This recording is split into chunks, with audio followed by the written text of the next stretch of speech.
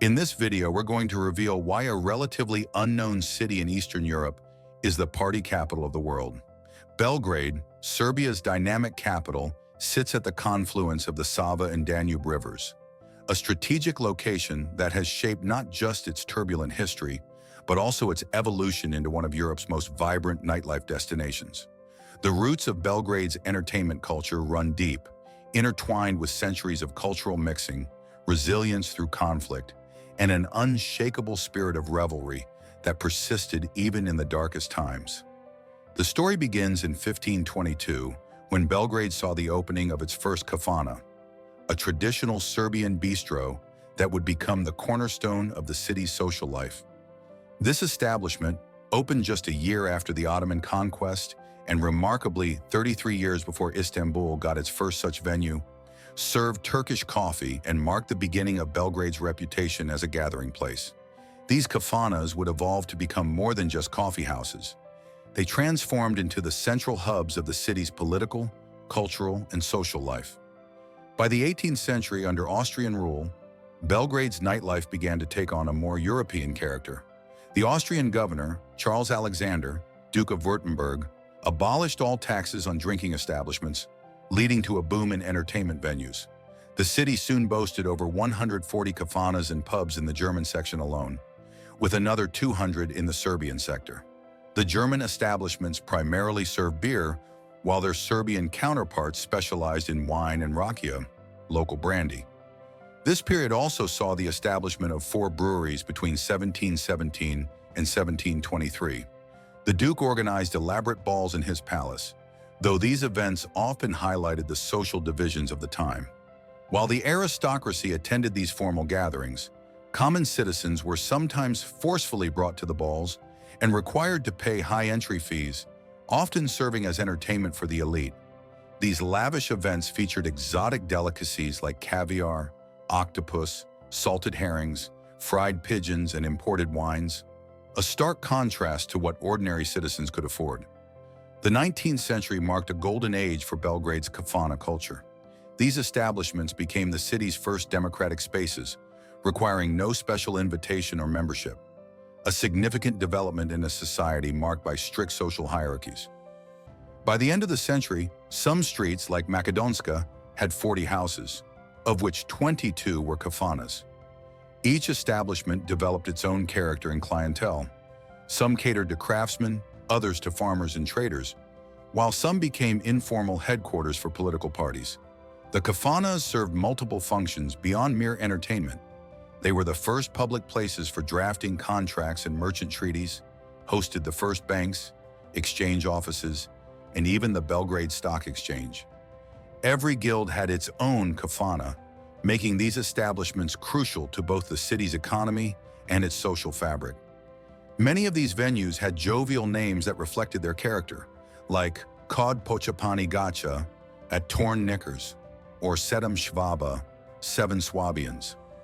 One of the most significant developments came in 1823 with the opening of ? Which remains Belgrade's oldest operational kafana today. Its unique name resulted from a dispute with the Serbian Orthodox Church, which opposed the owner's intention to name it Kod Saborn Crkvi at Cathedral Church. The owner painted a question mark above the entrance until he could decide on a new name, and it stuck. This kafana made history in 1834 by installing the first pool table in Belgrade.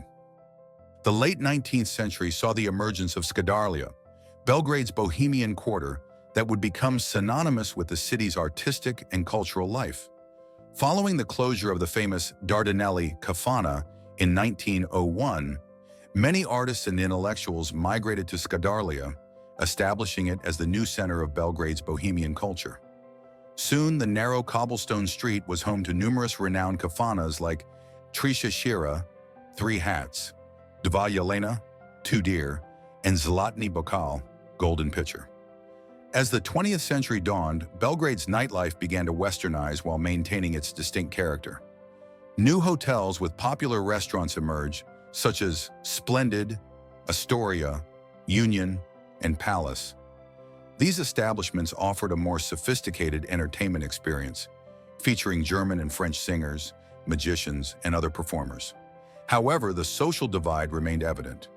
While the elite enjoyed Wiener Schnitzel and Hungarian goulash in upscale venues, the working class continued to frequent more modest establishments. The period between the world wars saw Belgrade's entertainment scene reach new heights of sophistication. The Hotel Srpski Kralj, standing at the corner of Uzun Mirkova and Periska streets, became one of the most exclusive and luxurious nightlife destinations. Its reputation as an ornament of the city was cut short by the German bombing in 1941, but it exemplified the growing refinement of Belgrade's nightlife scene. Even during times of hardship, Belgrade's spirit of revelry persisted. This resilience would become a defining characteristic of the city's nightlife, particularly evident during the challenging years that lay ahead.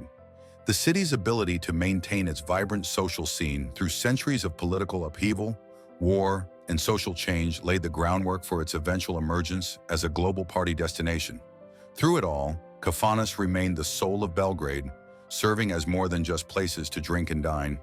They were venues where business deals were struck, political movements were born, and artistic movements flourished. Notable figures from Serbian cultural history, from writers and poets to musicians and actors, made these establishments their second homes, contributing to their legendary status in Belgrade's social fabric. By the early 20th century, Belgrade had developed an entertainment culture that was unique in Europe, one that combined Ottoman coffeehouse traditions, Central European beer hall culture, and distinctly Serbian social customs. This rich cultural fusion would prove crucial in shaping the city's future as a nightlife destination, setting the stage for the revolutionary changes that would come in the latter half of the 20th century. After World War II, Belgrade's nightlife underwent a dramatic transformation.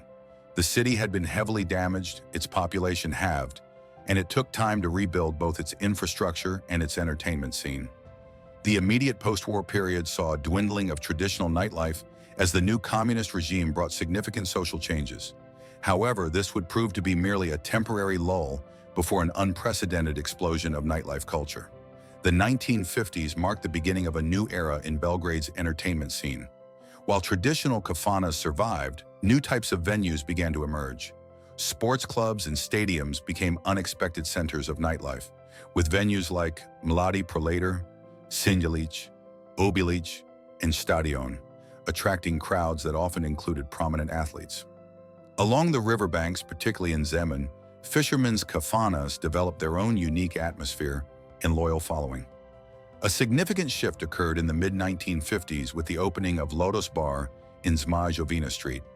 This basement venue revolutionized Belgrade's nightlife by introducing artistic programs featuring magicians, unicycle drivers, jugglers, and most notably, scantily clad female dancers. It became an instant sensation, attracting members of the new communist political establishment.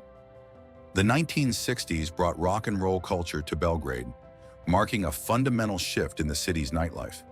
Unlike other communist states, Yugoslavia was relatively open to Western influences. Citizens could travel abroad freely, and no one prevented the formation of numerous rock bands, known as Vokalno Instrumentalni Sastavi, VIS. The penetration of rock and roll was initially slow, but gained unstoppable momentum by the mid-1960s. One of the pivotal moments came in 1967 with the opening of Belgrade's first proper disco club, called Las Shachera. Located in the basement of the historic Yevrim Gruzic's house, it was among the first such venues in Europe, predating even the famous Studio 54 in New York by a decade. The club attracted an impressive roster of international celebrities, including Pierre Cardin, Paco Rabanne, Catherine Deneuve, Omar Sharif, and Alain Delon. Despite its sophistication, the venue faced opposition from both authorities and neighbors. The late 1960s saw the emergence of several influential venues that would shape Belgrade's nightlife for decades to come. The Belgrade Youth Center opened its dancing hall in 1966, hosting performances by popular rock bands like Silhouette, Crni Biseri, and Gentlemani. In 1969, it evolved into the legendary discotheque 202, broadcasting its program directly through Radio Belgrade 202 station. The venue became known for its sophisticated atmosphere and attracted a wealthy, well-connected crowd. Another significant development was the opening of the Student Cultural Center, SKC, in 1968. Initially seen as President Tito's attempt to appease student protests, it became a crucial venue for avant-garde artists and alternative culture. The SKC would later play a vital role in nurturing Belgrade's punk and new wave scenes in the late 1970s and early 1980s. The 1970s marked what many consider the golden age of Belgrade's disco scene. The decade began with the opening of Zeppelin in 1971, widely regarded as the best and most famous disco in Yugoslavia. The club featured 3 dance floors, state-of-the-art sound systems, and interior design inspired by London's La Valbonne. At its peak, Zeppelin had 10,000 members and hosted performances by the most popular Yugoslav rock bands. Other notable venues of the 1970s included Akvarijus, which attracted an elite clientele of lawyers, politicians, and athletes, and Efi Lozov, a haven for hippies and alternative music lovers. These clubs helped establish Belgrade's reputation for sophisticated nightlife, with each venue developing its own unique character and loyal following. The city's university culture also played a crucial role in shaping its nightlife. The KST, Club Studenata Tehnika, established in 1952, became one of the most important venues for live music and cultural events. Initially a simple student club, it evolved into a significant nightlife destination, hosting some of the first unplugged concerts in the Balkans and becoming known for its relaxed, alternative atmosphere. The late 1970s saw Belgrade hosting numerous internationally important events, including the film festival Fest, the theatrical festival BDEF, and the musical festival Bemis. These cultural gatherings helped establish the city as a significant cultural center in Eastern Europe and contributed to its growing reputation as a destination for sophisticated entertainment. The 1980s brought new innovations to Belgrade's nightlife scene. Clubs like Academia, opened in 1981 in the basement of the Gallery of the Painting Academy, became crucial venues for the city's rock and alternative scenes. The venue hosted early performances by influential bands like Ekaterina Velika and became a meeting place for artists, politicians' children, and young rebels. This period also saw the emergence of distinct nightlife districts. The Bermuda Triangle, formed by 3 rival kafanas in the Makedonska Street, became legendary for its ability to make people disappear for days at a time between the venues. Each establishment had its own character. Journalists from Politica gathered in Grmech. Those from Radio Belgrade preferred Pod Lipom, while Šumadavac served as neutral territory. By the mid-1980s, Belgrade's nightlife had achieved a level of sophistication and diversity that rivaled many Western European cities. The scene encompassed everything from traditional kafanas to modern discos, from alternative rock clubs to jazz venues. This variety, combined with the city's relatively low prices and relaxed atmosphere, began attracting visitors from across Europe. The period also saw the beginning of the splavovi, river club, culture, with venues like Argument opening in 1983 on Ada Ciganlia. These floating venues would later become a defining feature of Belgrade's nightlife, though their golden age was still to come. The early splavovi were more restaurant-oriented, offering a unique dining experience on the water rather than the party atmosphere they would later be known for. Throughout this period, Belgrade maintained a delicate balance between Western influences and its own unique character. Unlike other Eastern European cities, it managed to develop a nightlife scene that was both sophisticated and accessible, combining elements of both Eastern and Western culture. The splavovi revolution that began in the 1990s completely transformed Belgrade's nightlife scene, making it one of Europe's premier party destinations. Today, over 200 floating clubs, restaurants, and cafes line nearly 15 kilometers of the Sava and Danube riverfronts, creating a unique waterfront entertainment district unmatched anywhere else in the world. These famous river clubs, or splavovi as they're known locally, represent Belgrade's most distinctive nightlife offering. Each splav has its own character. Some are sleek and modern, while others maintain a more rustic charm. What unites them is their position literally floating on the water, providing spectacular views of the illuminated city, especially the medieval Belgrade fortress, which towers above the confluence of the 2 rivers. Among the most popular splavovi today is Hot Mess, a massive floating venue complete with a swimming pool at its center. On any given summer night, the city's beautiful people can be found here dancing to a mix of international hits while cooling off with a dip. Nearby, Shake and Shake draws a slightly older crowd with its more relaxed vibe and excellent cocktail menu. Both venues require advanced reservations, especially on weekends when they reach capacity early. For those seeking a more alternative electronic music scene, clubs like Drugstore and 2044 are leading venues. Drugstore, housed in a former slaughterhouse, has become Belgrade's premier destination for underground techno. With its raw industrial atmosphere and world-class sound system, it regularly hosts both international DJs and local talent. The music goes until dawn in its cavernous main room, while a smaller second space offers a more intimate experience. 2044, one of the city's longest-running clubs, maintains its reputation as an essential stop on Belgrade's clubbing circuit. Named for the city's geographical coordinates, this boat venue is beloved for its eclectic musical programming and laid-back atmosphere. Unlike the more commercial Splavovi, 2044 cultivates an authentically underground vibe, making it popular with both locals and in-the-know tourists seeking Belgrade's creative pulse. The last decade has also seen a renaissance in Belgrade's cocktail culture, with a new wave of sophisticated bars elevating the city's drinking scene beyond just clubs. Venues like Hanky Panky and Riddle Bar are at the forefront, crafting innovative cocktails that rival those found in London or New York. These intimate spaces reflect growing local appreciation for craft cocktails and refined nightlife experiences. At Hanky Panky, the bartenders treat mixology as an art form, creating bespoke drinks based on each customer's preferences. The bar's 1920s speakeasy aesthetic, complete with dim lighting and vintage furnishings, provides the perfect backdrop for their theatrical cocktail presentations. Meanwhile, Riddle Bar takes a more contemporary approach with its industrial chic design and menu of creative concoctions incorporating local ingredients and spirits. But Belgrade's nightlife isn't confined to any single area or style. The city center remains vibrant after dark, particularly around the pedestrian zone of Knez Mihailova Street.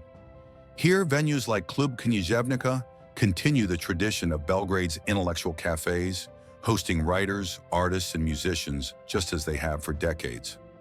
The nearby Belgrade Cultural Center, SKC, serves as an important alternative cultural space, regularly featuring experimental music performances and art exhibitions that stretch into the night hours.